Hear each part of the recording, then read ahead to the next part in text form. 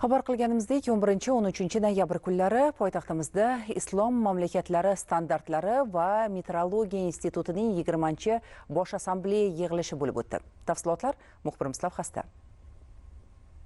Bosh assambleyaning navbatdagi yig'ilishi o'z tarixida birinchi marta Markaziy Osiyo mintaqasida Toshkentda o'tkazildi. Bu esa O'zbekiston poytaxtining yirik iqtisodiy, madaniy, sanoat markazi, diplomatiya markazi, global tashabbuslarda hamkor va jahon standartlari kun tartibining kelajagini shakllantirishda teng ishtirok etishga qodir mamlakat sifatidagi maqomini tasdiqlovchi muhim xalqaro voqea bo'ldi.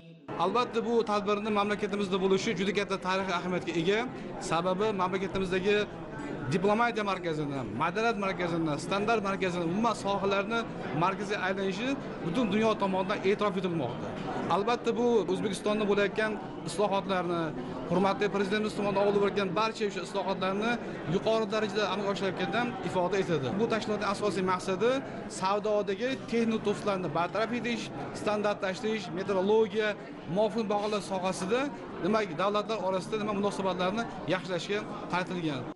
Islom mamlakatlari standartlashtirish va metrologiya instituti 2010-yilda Islom hamkorlik tashkiloti huzurida tashkil etilgan bo'lib, bosh qarorgohi Turkiyada joylashgan. Institut asosiy maqsadni standartlar va ko'rsatkichlarni muvofiqlashtirish hamda islom mamlakatlari o'rtasida o'zaro hamkorlikni rivojlantirishga qaratgan. O'zbekiston 2019-yildan mazkur xalqaro tashkilotning to'laqonli a'zosi hisoblanadi. Hozirda tashkilot a'zolari soni 48 tani tashkil etmoqda. Guvohi bo'layotganingizdek, bosh assambleya yig'ilishi qizg'in tarzda davom etmoqda va yig'ilish jarayonida dunyo miqyosida qo'llaniladigan yuqori sifat standartlarini ishlab chiqish, a'zo mamlakatlar ehtiyojlarini qo'llab-quvvatlash va strategik maqsadlarni amalga oshirish kabi masalalar belgilab olinyapti. O'zbekistonda joriy yil 1-maydan mahsulot va xizmatlarga halol belgisini qo'yishga ruxsat berildi. Bu standart aynan islom mamlakatlari standartlari va metrologiya instituti talablariga asoslangandir. أنا سعيد بتواجدي في الدولة الشقيقة أوزبكستان. Men qardosh mamlakat O'zbekistonda bo'layotganimdan juda xursandman. Bu institut orqali Islom hamkorlik tashkiloti tomonidan qabul qilingan jahon halol tizimini rivojlantirish yo'lida harakat qilyapmiz. Barcha halol standartlari, nizomlar va muvofiqlik talablarini ishlab chiqish, savdoni yengillashtirish va ularni butun dunyoga yetkazish bizning asosiy maqsadimizdir. Yig'ilishda tashkilot budjeti va bir qator muhim qarorlar qabul qilindi. Shuningdek, strategiyalar, muhim loyihalar ham tasdiqlandi. Fursatdan foydalanib o'zbek xalqining oliy darajadagi tashkilotchiligi ve mehmondostligi uchun minnatdorchilik bildiraman. SİMİK 20.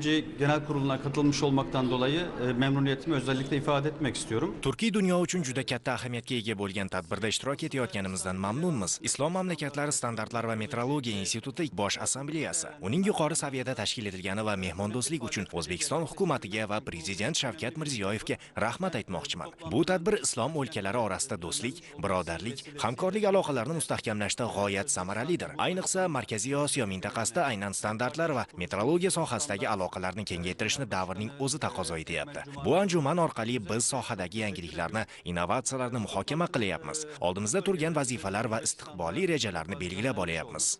Bosh assambleya yig'ilishi doirasida muhim uchrashuvlar, davra suhbatlari, shuningdek madaniy tadbirlar ham tashkil etildi. Xalqaro standartlarning O'zbekiston mahsulotlariga bosqichma-bosqich joriy etilayotgani yangi O'zbekistonning jahon savdo tashkilotiga qo'shilish borasidagi ishlarni jadallashuvida, xalqaro standartlar bilan chambarchas bog'liq yashil iqtisodiyot va raqamlashtirishga o'tish yo'lini qat'iy davom ettirishida katta ahamiyatga ega bo'ladi.